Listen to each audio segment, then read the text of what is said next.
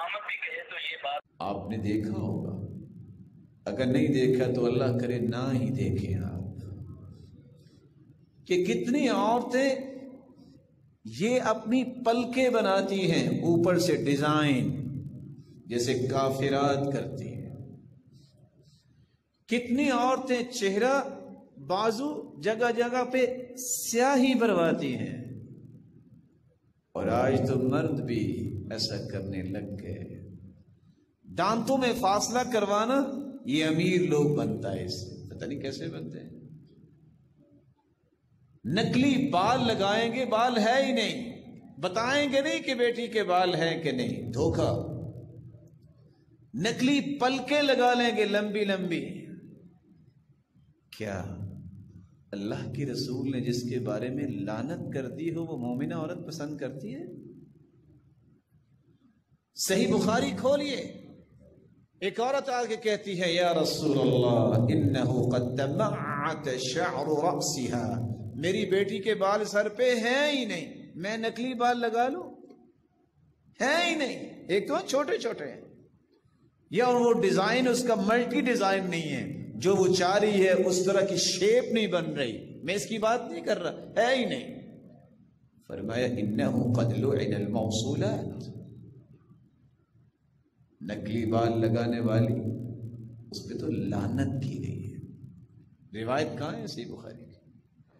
لعن اللہ الواشمات والمستوشمات والنامصات والمتنمصات المتفلجات المغیرات خلق اللہ، اور دوسری روایت میں آتا ہے لعن اللہ الواصلات والمستوصلات، اور تیسری روایت میں آتا ہے انہ قد لعن الموصولات، لعنت ہے ان عورتوں پر جو پلکنگ کرواتی ہیں، ان عورتوں پر جو تھریڈنگ کرواتی ہیں، ان عورتوں پر جو اپنے دانتوں میں فاصلہ کرواتی ہیں، ان عورتوں پر جو نکلی بال لگاتی ہیں یا کوئی چیز لگاتی ہے۔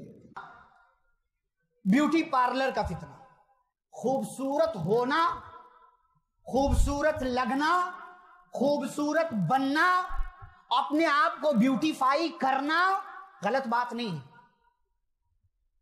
یہ غلط بات نہیں ہے، لیکن اپنے پردے کا سودا کر کے، اپنی عزت کا سودا کر کے، اپنی شرم و حیا کا جنازہ نکال کر کے اپنے آپ کو خوبصورت بنانا، تو معاف کیجئے گا ایسی خوبصورتی نہ اللہ کو چاہیے، نہ ایسی خوبصورتی کسی اسلامی گھرانے کو چاہیے۔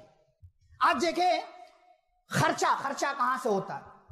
بیوٹی پارلر کے یہاں یہ بھویں بنوائی جاتی ہے، یہ بھویں جو بنواتے ہیں نا، پیارے رسول صلی اللہ علیہ وسلم نے منع کیا، آئی برو جس کو آپ بولتے ہیں، وہ اس کو ایک دم ٹیڑھی ترچھی اور نوکیلی اور پتہ نہیں کیسا کیسا بنواتی ہیں خواتین، لڑکیاں۔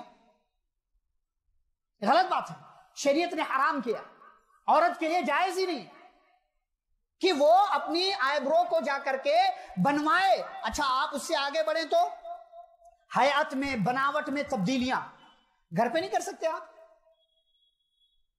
بھائی آپ کوئی کھانا نہیں بنانا جانتے تھے، آپ نے تجربہ کر کے سیکھ لیا، لیکن آپ بیوٹی پارلر میں جانا آپ کے لیے ضروری ہے، اور پھر اس کے بعد وہاں کیا کیا کام ہوتے ہیں، بے پردگی کیا ہوتی ہے، الامان والحفیظ، وہ اندر کی بات اندر ہی والے جانے۔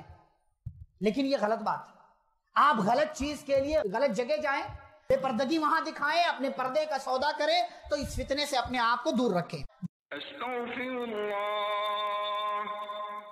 یہ سخت منع ہے بھویں بنانا۔ رسول اللہ صلی اللہ علیہ وسلم نے فرمایا، ایک مرتبہ ایک صحابی فرما رہے ہیں کہ اللہ کے نبی، بازار کی بات ہے، یہ عبداللہ بن مسعود ہے غالباً، انہوں نے کہا کہ بھویں بنانے والی پر لعنت، بنانے والی پر، بنوانے والی پر لعنت، دانتوں کو چھدوانے والی پر لعنت، چہرے کو گدوانے والی پر لعنت، سر پہ نقلی بال لگانے والی پر لعنت، سر پہ جوڑا بنانے والی پر لعنت، یعنی کہ 10 انہوں نے خصلتیں گنوائیں۔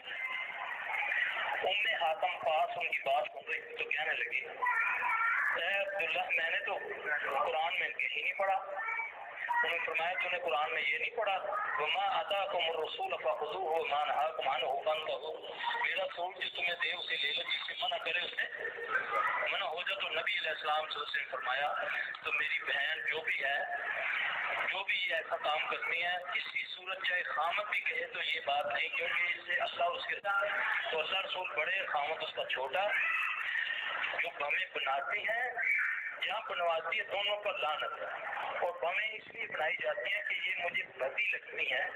تو مجھے یہ بتائیں کہ اللہ قرآن میں فرماتا ہے لقد خلقنا الانسان فی احسن تقویم، میں نے انسان کو بہترین بنایا۔